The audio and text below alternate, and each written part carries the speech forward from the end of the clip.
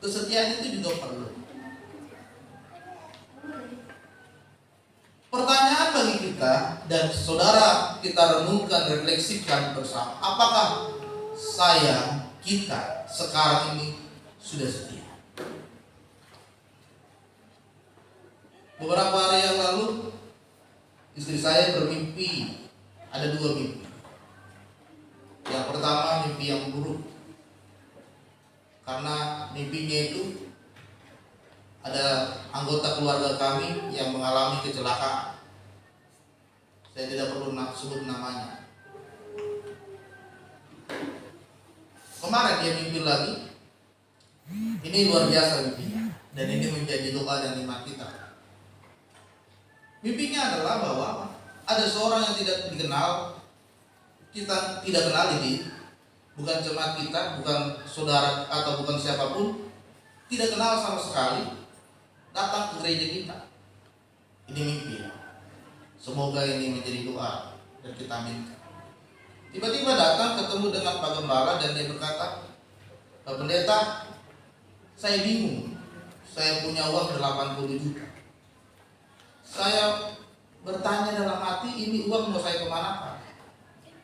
Tiba-tiba saya sedang berjalan-jalan dan saya lihat ada sedang merenovasi. Saya masuk dalam, oh ini gereja.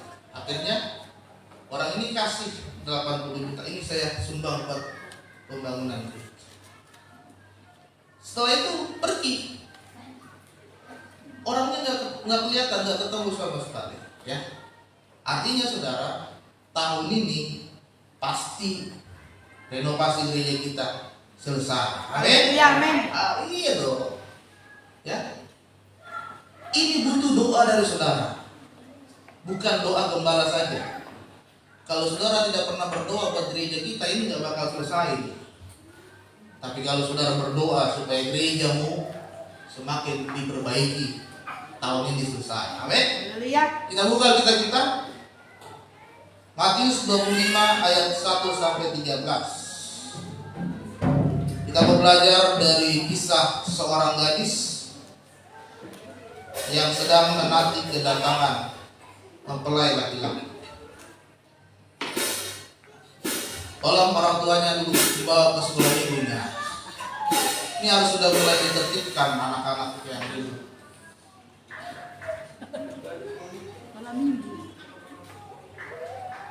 Kalau gereja kita mau bagus, ya sekolah minggu lah.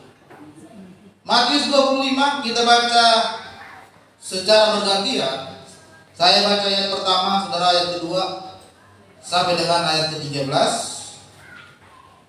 dengan judul perikop gadis-gadis yang bijaksana dan gadis-gadis yang bodoh. Mari kita bangkit berdiri. Kita baca secara responsoralia bergantian. Saya akan baca yang pertama, saudara yang berikutnya, dan seterusnya secara bergantian. Pada waktu itu hal kerajaan surga seumpama 10 gadis yang mengambil pelitanya dan pergi menyongsong mempelai laki-laki. Gadis-gadis yang bodoh itu membawa pelitanya, tetapi tidak membawa minyak.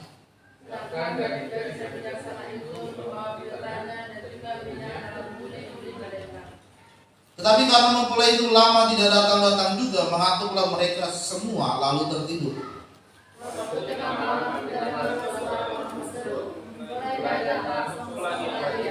Gadis-gadis itu pun bangun semuanya lalu membereskan pelita mereka.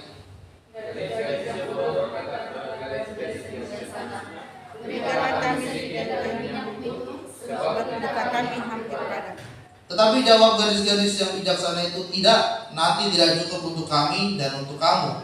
Lebih baik kamu pergi kepada penjual minyak dan beli di situ. Tetapi waktu mereka sedang pergi minyak, datang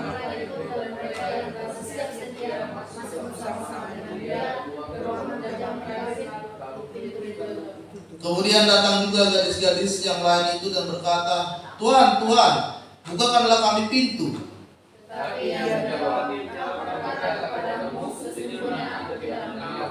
Karena itu berjaga-jagalah, sebab kamu tidak tahu akan hari maupun akan saat. Silakan duduk saudara. Tema firman Tuhan hari ini adalah apakah saya sudah setia? Pemikiran firman Tuhan tadi bercerita tentang 10 orang gadis.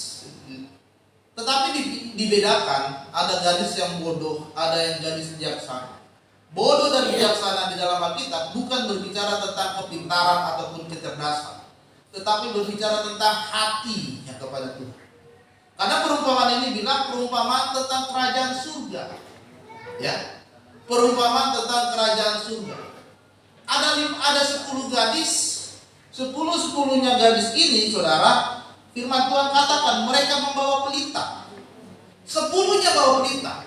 Kalau pelita, kalau saudara tahu pelita, pelita itu tempat buat menyalakan obor ya, seperti obor, menyalakan lampu pada saat itu. Tempatnya bawa, ya. 10-10-nya ini gadis membawa pelita, ya. Tapi ada 5 gadis, dia bawa minyak juga buat cadangan, tetapi 5 lagi tidak bawa minyak untuk cadangan. Bedanya di situ. 10-10-nya bawa pelita buat tempat obor, buat tempat menyalakan lampu, tapi 5 gadis bawa cadangan minyak, sedangkan 5 lagi tidak membawa cadangan minyak. Tujuannya apa? Untuk menanti kedatangan mempelai pria. Mempelai pria diumpamakan dalam Alkitab yaitu kedatangan Tuhan Yesus Kristus yang kedua kalinya. Tapi mereka nggak tahu kapan mau datang. Mereka tidak tahu kapan mau datang, sehingga mereka tertidur, saudara. Dan ketika mereka tertidur situlah maka lampu mereka, pelita mereka padam. Kemudian mempelai pria itu datang dan ternyata yang 5 gadis bawa cadangan, dia nyalakan kembali lampunya menuju ke mempelai pria. Sedangkan yang 5 lagi tidak. Saudara, ketika kita berbicara tentang kesetiaan, kesetiaan itu adalah berpegang teguh. Misalkan saudara sudah berjanji, suami istri pada saat menikah itu ada janji pernikahan. Itu yang saudara pegang. Berjanji setia sampai mati, bahkan tidak ada sampai maut yang memisahkan.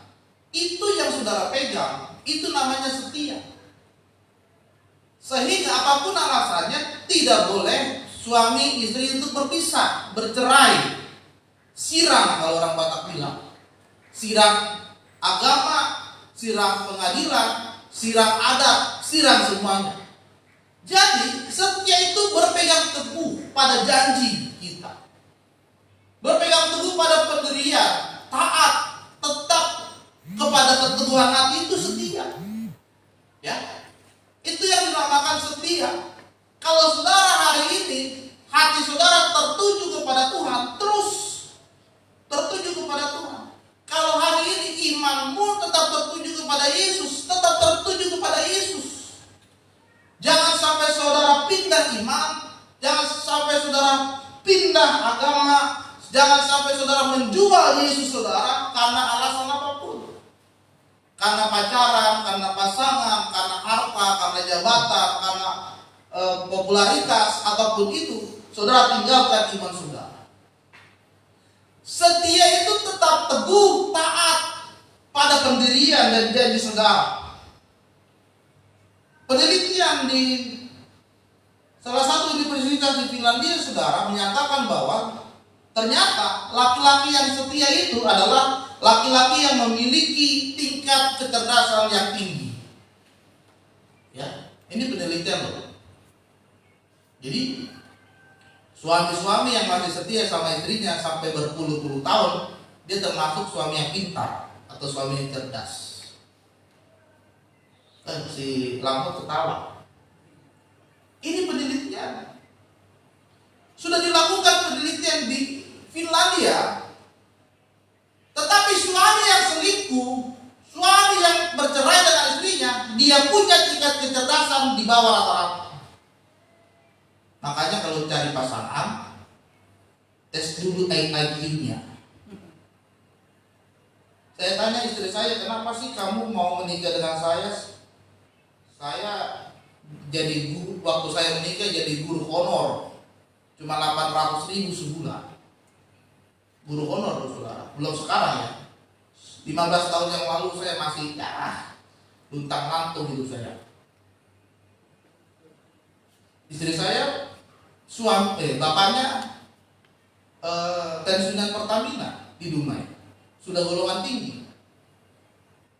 Saya cuma guru honor. Kemudian dia bilang, dia pernah cerita kalau mertua saya, ibunya hanya akan menikahkan dia dengan dokter atau hamba Tuhan atau pendeta. Terus saya tanya, kenapa sih kamu mau menikah dengan saya? Lalu dia jawab ini, karena kamu pintar. Hebat. Karena kamu pintar. Pengakuan dari adik kamu, kebetulan Ibu Jessica kan satu kampus, kamu kuliah lulusan cum laude. Wah, luar biasa. Dari saya tidak dapat dokter, minimal saya dapat orang pintar. Karena nanti itu akan turun ke anak-anak kita. Penelitian di Finlandia berkata, laki-laki yang cerdas, yang memiliki tingkat kecerdasan yang tinggi, tidak akan pernah selingkuh, tidak akan pernah meninggalkan keluarga karena dia setia. Tapi kebalikannya, penelitian di Amerika menyatakan ternyata yang paling sering tidak setia itu adalah perempuan. Hati-hati yang perempuan. Ini penelitian, kita berdasarkan data dan riset. Ternyata yang tidak setia itu paling banyak adalah perempuan. Tidak setia kepada suami, tidak setia kepada pekerjaan, tidak setia kepada apapun, tidak setia kepada pernikahan. Paling besar ternyata yang tidak setia itu adalah perempuan. Di dalam pernikahan memasuki usia 6-10 tahun itu mulai goncang ganjing. Sudah mulai diuji kesetiaannya antar dengan pasangan. Ya. Tapi saudara, ketidaksetiaan itu sebetulnya merupakan awal dari sebuah pemberontakan di dalam diri kita. Ketidaksetiaan yang ada di dalam hidup kita, ketidaktaatan di dalam hidup kita, itu sebetulnya kita sedang memberontak nih sekarang nih. Saudara tidak setia sama suamimu, berarti kau sedang memberontak sama dia. Tidak setia dengan istrimu, kau berarti kondisinya sedang memberontak. Tidak setia ke gereja, berarti kau sedang memberontak nih di gereja ini. Ada pemberontakan yang sedang saudara lakukan di gereja ini, sehingga datang gerejanya ya kapal selam, kadang datang kadang enggak. Itu pemberontakan. Ya, pemberontakan, salah satu bentuk pemberontakan. Tidak setia sama Tuhan, saudara hidupnya masih di luar firman Tuhan, itu pemberontakan. Ketidaksetiaan itu merupakan awal dari pemberontakan. Ya, telat. Kalau saudara ke gereja cuma sebulan sekali, berarti saudara sudah memberontak. Bisa ke gembalamu, bisa dengan pelayan-pelayan di sini, atau dengan jemaat-jemaat di sini, memberontak. Alasannya ya antara kau sendiri dan Tuhan yang tahu. Kalau kau melawan suamimu, berarti kau sudah memberontak kepada dia. Kau melawan istrimu, kau sudah memberontak kepada dia. Kau melawan atasanmu, berarti kau sudah memberontak kepada atasanmu. Karena ketidaksetiaan awal dari pemberontakan. Manusia jatuh ke dalam dosa karena dia memberontak perintah yang Tuhan beri. Hari ini saudara kita mau belajar melalui firman Tuhan tadi. Apa yang harus kita perhatikan? Apa yang harus menjadi kunci dalam hidupmu saat ini? Yang pertama, kita jangan hanya sebagai seorang Kristen saja. Jangan hanya sekedar Kristen. Pelita yang dibawa oleh gadis-gadis tadi, 10 orang tadi, itu menggambarkan diri mereka adalah orang Kristen yang percaya kepada Yesus. Buktinya apa? Buktinya mereka sedang menantikan mempelai laki-laki datang. Mempelai laki-laki ini kan Yesus. Yesus ini akan datang untuk kedua kalinya ke dunia ini. Dan 10 gadis ini menantikan Yesus datang. Artinya saudara, mereka ini juga percaya kepada Yesus. Artinya 10 gadis ini juga orang Kristen. Bukan orang yang tidak kenal Yesus, bukan. 10 gadis ini adalah orang Kristen yang percaya kepada Yesus juga. Tapi kenapa berbeda? Kenapa firman Tuhan katakan berbeda? Ada yang bodoh dan ada yang bijaksana. Karena gadis yang bodoh adalah gadis yang tidak mau diajar oleh kebenaran firman Tuhan.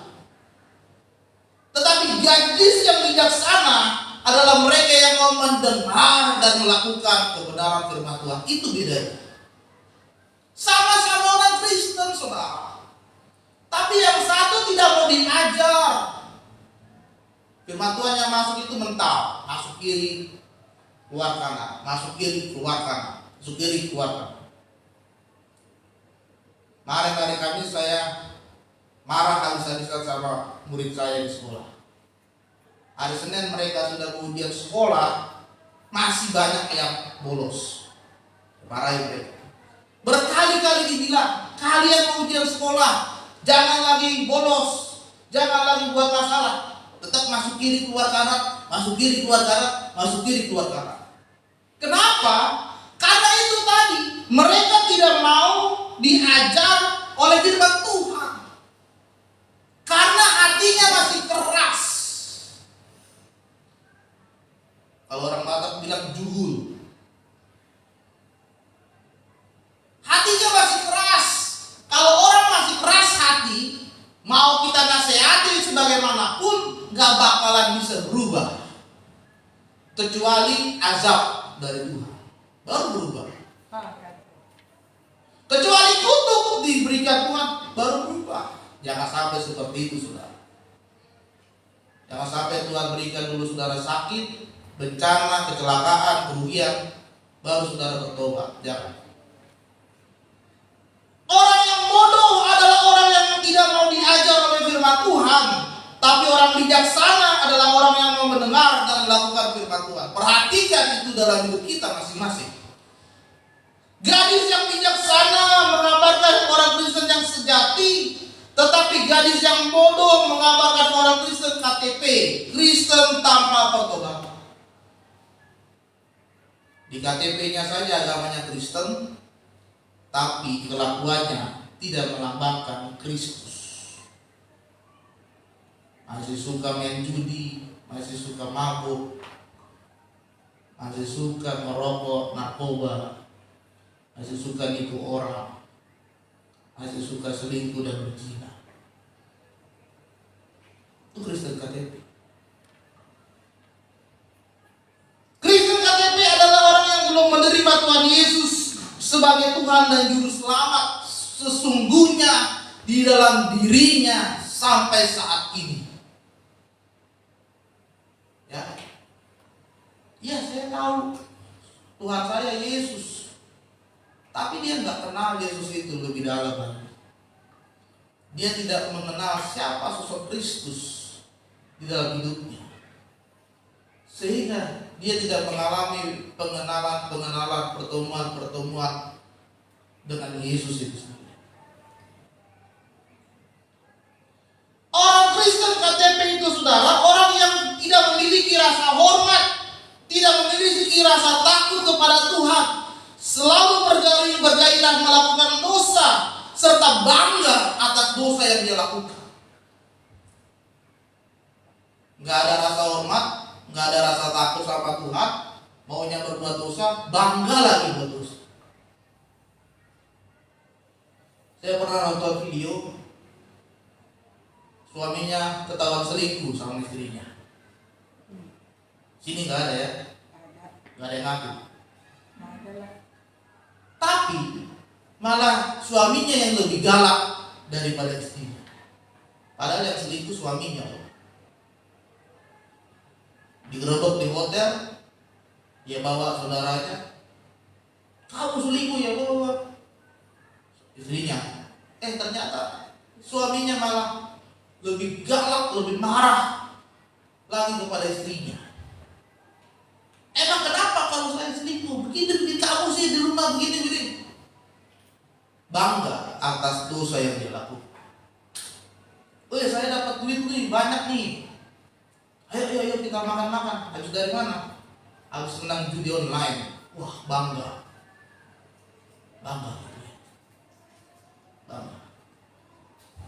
Saya dapat duit nih dari mana? Habis tipu orang. Bangga gitu. Ya. Ini orang Kristen KTP.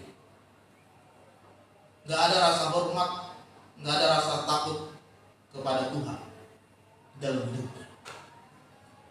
Orang Kristen KTP itu, saudara, dia memiliki kehidupan rohani yang sangat lemah. Bahkan dia mengalami sakit secara rohani. Tetapi padahal dia sakit secara rohani, tapi dia tidak mau menyehatkan rohaninya. Tidak mau berdoa, tidak mau baca firman, tidak mau ke gereja. Bahkan kalau baca Alkitab dia ngantuk. Ini orang Kristen KTP. Ke gereja itu, ibadah itu hanya formalitas, main handphone dari pagi awal sampai akhir. Jadi apa ya? Gak ada yang didapat selama ibadah. Kalau begitu, saudara sama saya seperti orang ateis. Ibadah tapi tidak merasakan adanya Tuhan, kan ateis tuh. Yang bagaimana? Dari awal sampai mulai main handphone terus. Ya pelayanan main handphone. Datang gereja. Tapi ibadah duduk. Gak nyanyi-nyanyi. Khotbah ngantuk tidur. Kan artinya ibadah ini gak ada Tuhan dalam hidup saudara kalau begitu. Ya. Artinya saudara sedang sakit. Rohanimu sedang sakit. Seharusnya ibadah itu menghadirkan Tuhan dalam hidup saudara. Tapi kenapa ibadah malah gak ada Tuhan dalam hidupmu? Artinya rohanimu sedang sakit, harus disembuhkan. Cara menyembuhkannya adalah kembali merendahkan diri di hadapan Tuhan. Orang Kristen KTP itu, saudara, tindakannya, hidupnya fasik, selalu buat keributan dengan orang lain, dimanapun dengan siapapun, tidak memiliki damai sejahtera. Di gereja selalu buat keributan. Gara-gara dia jemaat pindah, gara-gara dia jemaat keluar, gara-gara dia jemaat gak mau datang pelayanan, ribut. Di keluarga buat keributan. Di tempat bekerja buat keributan. Kenapa? Karena di dalam hatinya tidak ada damai sejahtera dengan orang lain. Pokoknya ribut, kacau. Gak mau tenang. Gaul kalau orang Batak. Orang Kristen KTP, orang yang senang menghiasi tubuhnya dengan aksesoris Kristen, tapi dirinya tidak mau menghidupi nilai kerajaan surga. Saya pernah lihat orang ditato wajah Tuhan Yesus di tangannya. Tato salib belakang, besar, tapi sambil megang bir. Tato Yesus, wajah Tuhan Yesus di tangan, salib di belakang, megang bir. Untuk apa saudara pakai aksesoris gitu? Kalau nilai-nilai Kristus tidak ada dalam hidup saudara. Orang Kristen KTP terakhir, orang yang suka kepada penyembahan berhala. Ya. Ada acara pernikahan, hamil, kelahiran, kematian, selalu dibawa ke dalam penyembahan berhala.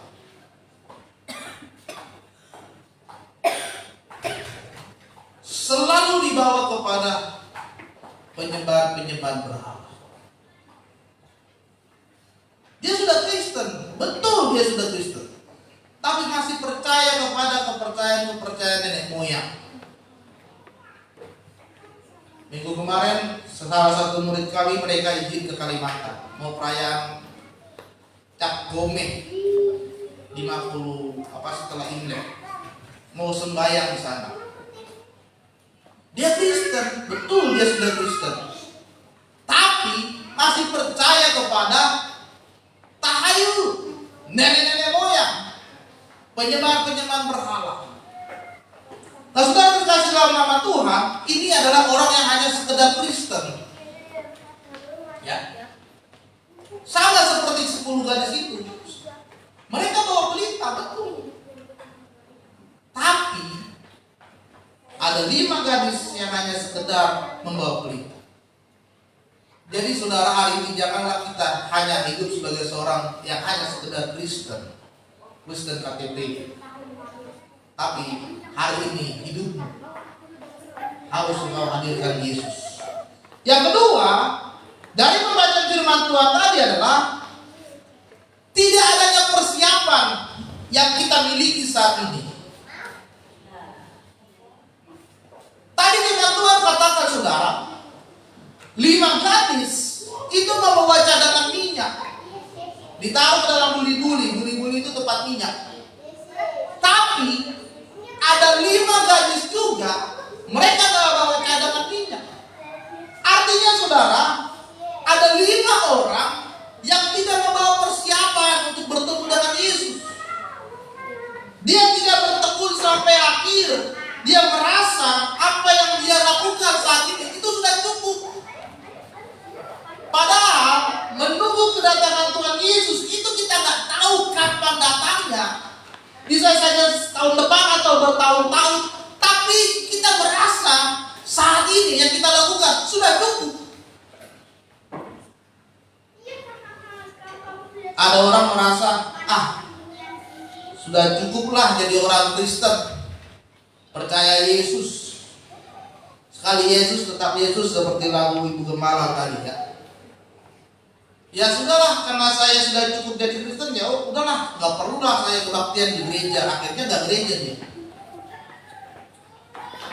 Ya. Akhirnya gak gereja dengan alasan, Pak Pendeta, gereja itu kan bukan di tempat, gereja itu kan di hati. Saya gak perlulah gereja, saya kan udah percaya Yesus. Dia merasa itu sudah cukup, sehingga banyak orang tidak mau gereja saat ini. Gereja kosong di mana-mana. Saudara, kita lihat banyak gereja di sana berubah jadi museum. Banyak gereja berubah menjadi masjid. Karena banyak orang Kristen yang merasa seperti ini. Sudah cukuplah kita jadi Kristen. Gereja gak gereja mah urusan kita. Sehingga dia gak ada persiapan. Sudah cukuplah kita kebaktian di gereja setiap hari Minggu. Gak perlulah lagi kita ada saat teduh di rumah setiap hari baca kitab. Tidak perlulah lagi kita berdoa bersama keluarga. Tidak perlulah lagi kita bikin komsel di rumah. Yang penting hari Minggu kita ke gereja. Udah cukup. Ini orang yang tidak ada persiapan seperti tadi. Udahlah, kan kita udah gereja. Gak usah lah bikin komsel, tempat lain aja. Saya kan kerja sampai malam. Gak usah lah berdoa. Ayo kita udah gereja kemarin hari Minggu. Udah cukup itu aja. Sudah cukuplah membaca Alkitab, sehingga kita tidak perlu ikut persekutuan doa. Sudah cukuplah ikut persekutuan doa, sehingga kita tidak perlu lagi melayani di gereja. Sudah cukuplah kita melayani di gereja. Gak perlu lagi kita jadi berkat untuk orang lain. Nah, saudara, ini adalah posisi kita yang merasa diri kita ini sudah cukup apa yang kita lakukan saat ini. Padahal itu masih kurang. Banyak yang belum lagi kita lakukan. Sehingga persiapanmu tidak ada. Persiapan kita tidak ada untuk menyambut kedatangan Yesus yang kedua kali. Kita gak punya persiapan. Apa yang sudah persiapkan? Apakah hidupmu sudah saudara persiapkan? Itu yang mau bawa kepada Yesus saat ini. Gak ada. Masih banyak melakukan dosa, hidupnya belum benar. Tiba-tiba, Tuhan, aku mau datang kepadamu. Gak bisa. Masih suka ngomong kotor, masih suka hidup di dalam pertikaian, masih belum bisa mengampuni. Tiba-tiba, Tuhan, aku mau datang kepadamu. Gak bisa. Persiapkan hidupmu, persiapkan hatimu untuk menyambut kedatangan Tuhan dengan sungguh-sungguh. Amin. Dan yang terakhir saudara, nah kita mau perjamuan. Pada saat itu, ketika itu, mereka sedang menunggu mempelai, tertidurlah mereka. Firman Tuhan katakan, 10 orang ini. Ada yang khotbah. Yes, haleluya. Artinya udah mau selesai. Nggak, tenang, 5 menit lagi. Ketika mereka sedang menunggu, tertidurlah ke 10 orang ini. Ketika mereka sedang tertidur, lalu ada yang bilang, mempelai laki-laki yang sudah datang. Maka bangunlah mereka. Ternyata pelita mereka sudah padam. Dan kelima gadis yang membawa cadangan, mereka menyalakan kembali pelita mereka, dia masukkan minyak, dia nyalakan kembali, lalu mereka pergilah ke tempat mempelai laki-laki. Tetapi yang mereka tidak membawa pelita, ya, mereka berkata, bagilah dulu minyakmu. Yang lain berkata, nggak bisa. Ini untuk kami. Kalian bisa silakan beli, lalu nanti datang lagi. Ternyata ketika mereka sudah membeli, ternyata sudah ditutup pintu rumahnya, dan mereka tidak diperbolehkan masuk kembali. Yang ketiga saudara, jangan sampai kita tidak mendapatkan tempat seperti 5 gadis bodoh itu. Tidak mendapatkan tempat artinya Tuhan tidak lagi menyediakan tempat bagimu untuk masuk ke dalam kerajaan surga.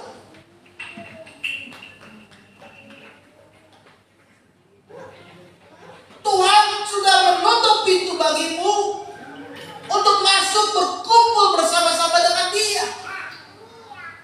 Sehingga pintu sudah ditutup, kita mau minta masuk tidak bakal bisa dibukakan. Karena kita sudah tidak mendapatkan tempat untuk masuk ke dalam kerajaan surga.